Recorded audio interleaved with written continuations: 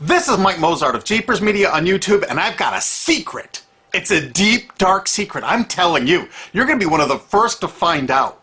You know this SOPA law they're trying to pass, Stop Online Piracy? Well, guess what? The same people that are trying to get the law passed and have put up like $100 million in lobbying costs to get this law passed so they can control the internet are the same people that distributed the file sharing software.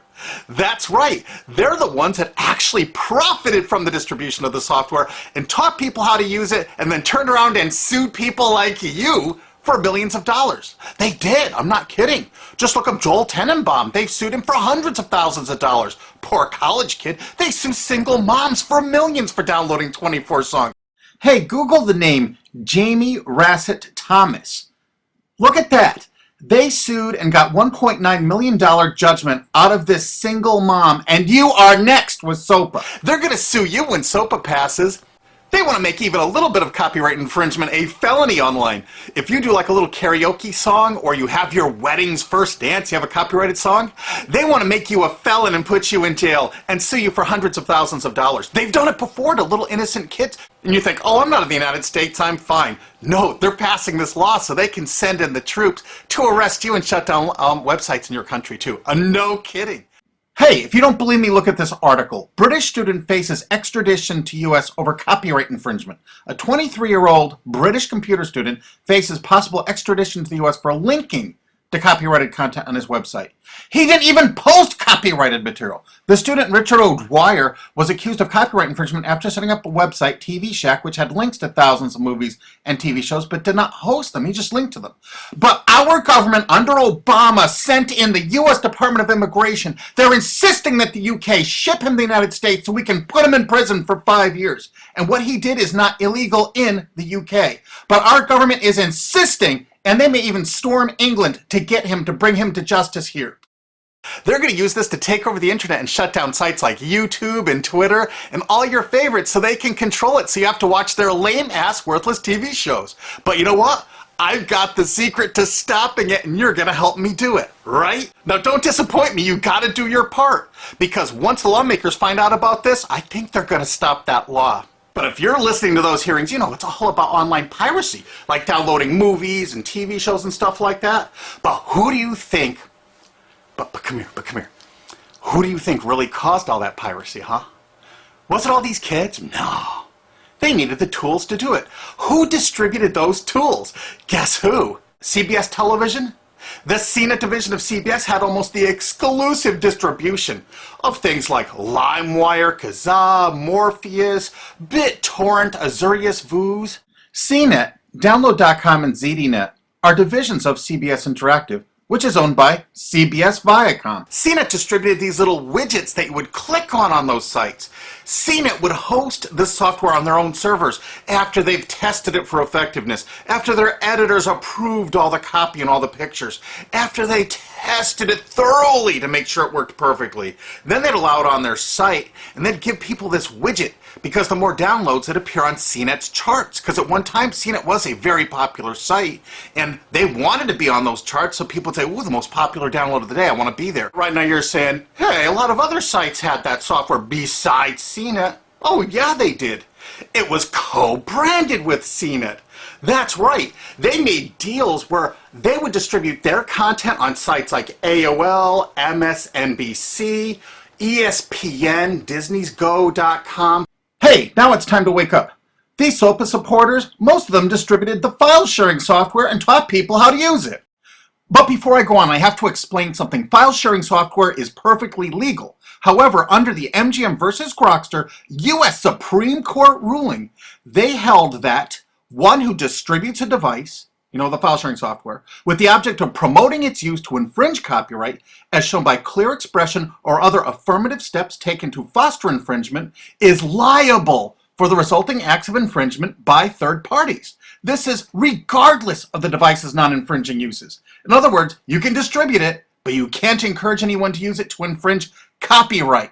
And do you know what? CNET and CBS did just that thousands of times. Hey, you SOPA supporting music rights groups, listen up to this. Now here's one of those ESPN, Disney, CNET co-branded pages.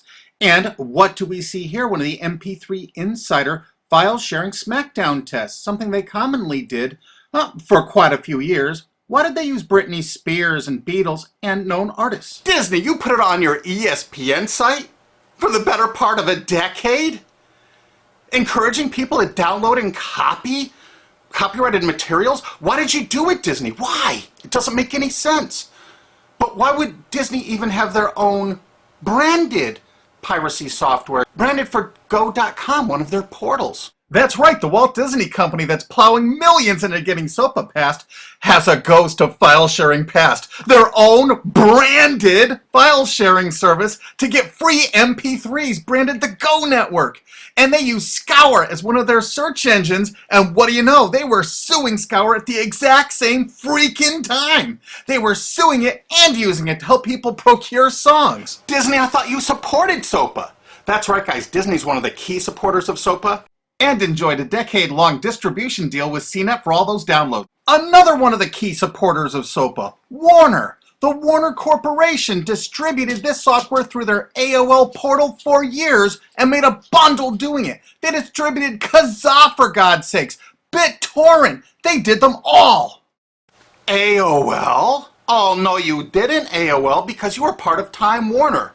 They're leading the charge for SOPA. And did you know that the co-founder of CNET, Shelby Bonney, was actually on the board of directors and the chairman of the board of CNET and on the board of directors of Warner Music Group at the same time, distributing all this file sharing software while Warner was actually distributing this material through their AOL portal. It just doesn't make any sense. Why would they do that? Why would all of the entertainment companies, it seemed, distribute all this software and encourage people to use it to infringe copyrights when no one else was really distributing this software? And AT&T Broadband Online was in partnership with Comcast. What did they distribute? No, not Kazaa. Yep, that's right. They offered all the co-branded software downloads of CNET, including Kazaa, 281 million downloads. And don't forget that CNET had their own built-in search engine.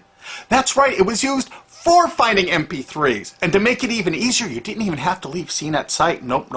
They actually help you out by suggesting people like the Beatles or Beck's Loser song. That's right, CBS CNET's Search.com offered the easiest way to find free MP3s. Look at this, they even show you how to get Beck's song Loser, one of the ones that Joel Tenenbaum was sued over. And look, they had presets for YouTube, Britney Spears, and Madonna, and returned results like this that were a simple right click away and downloaded right from CNET's own cozy little site, so you never had to leave. You can get music for Rush, Incubus, Lenny Kravitz, and more. They maintained this for years as a piracy system. And you simply just push find, and it returned embedded links that you would right-click on and download the songs directly from CNET. They made hundreds of millions of dollars doing this, guys. Hundreds of millions of dollars, while suing kids for using it exactly as they instructed. You got a lot of splaining to do, CBS. A lot of splaining. We can't wait for Discovery. NBC was a big investor in CNET. Bet you didn't know that. And Paul G. Allen from Microsoft, he was a big investor in CNET. And one of the biggest distributors of file sharing software co-branded with CNET with all the reviews was Microsoft, the MSN network, and the Microsoft website itself. Look at these examples. And they co-branded all of CNET's content, including those product reviews, using real songs to find out which was the most effective way to steal the music. Of course, real titles, real names, and they covered Grokster, Morpheus, Kazaa, BitTorrent, everyone. They used known copyrighted songs. They used known copyrighted material to test and show the effectiveness of this software. They left those reviews up for over a decade, linking directly to the software downloads. What do you think the intent was? Can you say inducement? And of course, LimeWire. LimeWire too? And Microsoft also distributed the content directly from Microsoft.com co-branded and made distribution deals for a profit with Kazaa. No way. Well, Microsoft themselves distributed BitTorrent right on their MSN site. They featured it, their proud investment. It's strange how the content licensing partners for BitTorrent just happen to be most of the people supporting SOPA. And they know it was used for piracy. The CNET writers admitted that it was the king of piracy online, that you could use it to procure copyrighted materials. They advertise that fact all the time in their editorial copy with hot links to go download it so you can get the material yourself. And let's not forget that CNET distributed all the DRM removal equipment. That's right, Download.com is a division of CNET. And what they did is they distributed DRM removal software for everything. Blu-ray, video games, just about everything.